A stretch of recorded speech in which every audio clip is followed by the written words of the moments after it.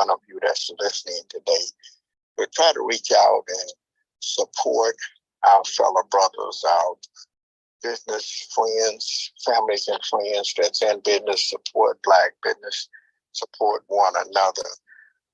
Advertising, as we all know, we have London Doors Network that's going on. That, if you have some special events, we want to reach out and support her as often as you can.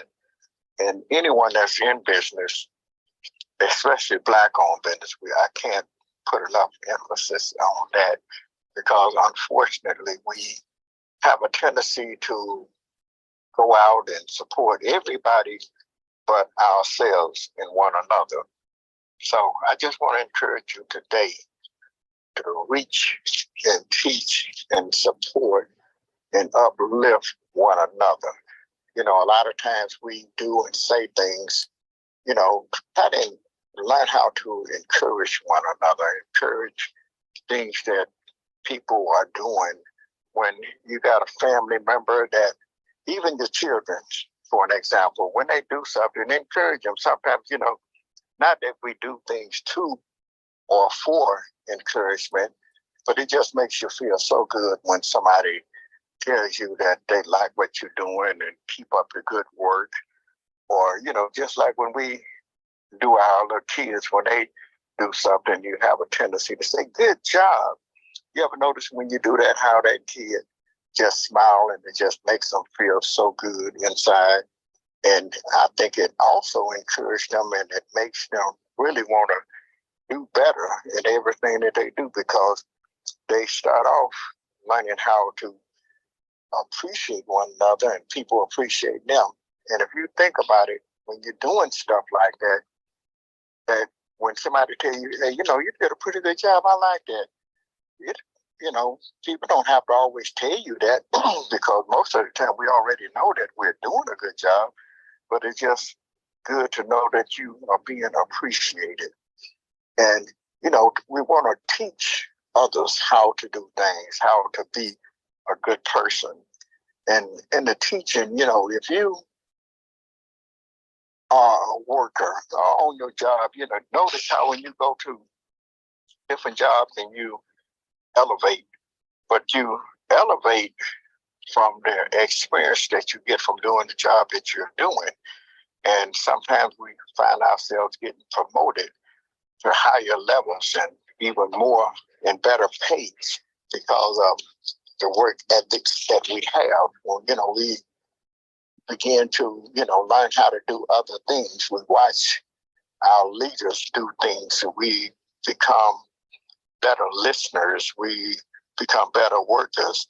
And as our leaders and the people that's in charge of the people that's over you begin to tell you things and show you how to do things, and you begin to practice, you don't just listen, become doers, and if you notice, but let's just use for an example, McDonald's. You might go in as a dishwasher and maybe elevate up to maybe a cook or something, flipping the burgers, as they say. And as you begin to get better at that and pay attention to other things that's going on, you might end up on a register or something, or end up becoming some kind of a leader, some kind of way or place in management. But that's because of you've been paying attention, you're watching, and you're learning as you go along. Sometimes we can learn good habits and we can learn bad habits, but we don't want to practice the bad stuff that we learn. We want to always practice good things, how to reach and meet the needs of others, to help people. Like I said, I always say, the only time you look down on a man is when you're picking him up. And unfortunately, sometimes we find ourselves putting ourselves in a position where we think we are better than others, but we're no better. My father always tell me, you want to be the best person that you want to be, but you always treat people the way you want to be treated yourself. You treat them as they are somebody, because we all are somebody, and I keep saying each one reach one, each one teach one. And we want to be able to influence people by the things that we do. And when people see you doing things and doing, good things, sometimes somebody else would want to do that. There's always somebody that's watching you. There was a gentleman that come by a couple of weeks ago, a preacher, and he told me, he said, down through the years, he said, I've been watching you. And we began to share our different stories about the things that we do and how we try to lift other people up.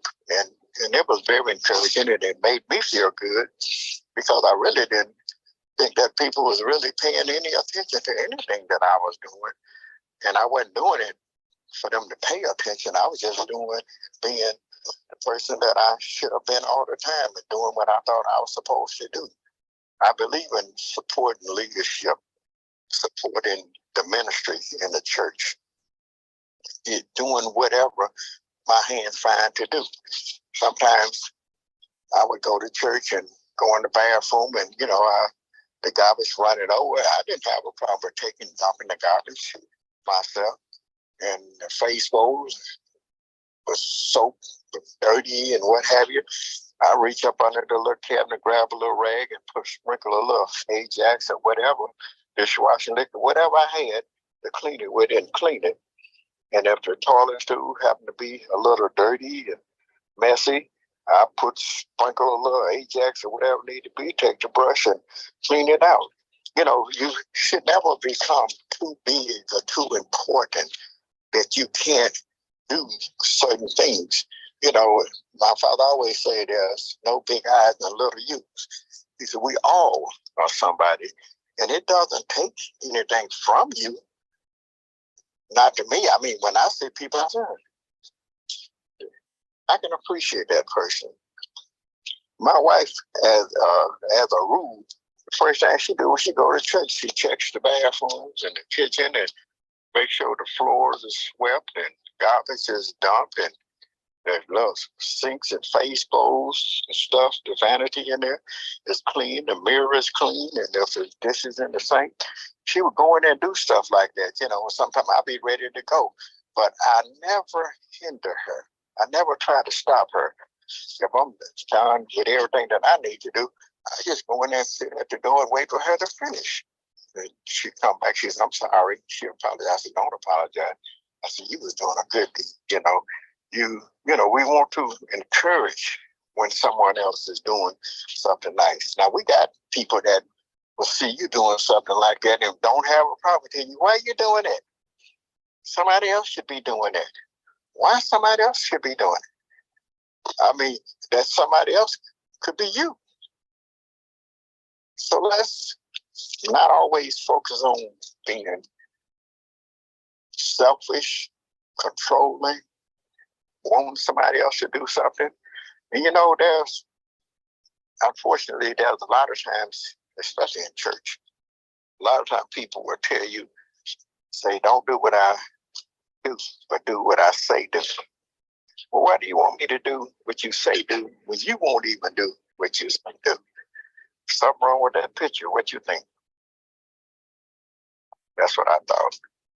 Most important, that's just what you preach.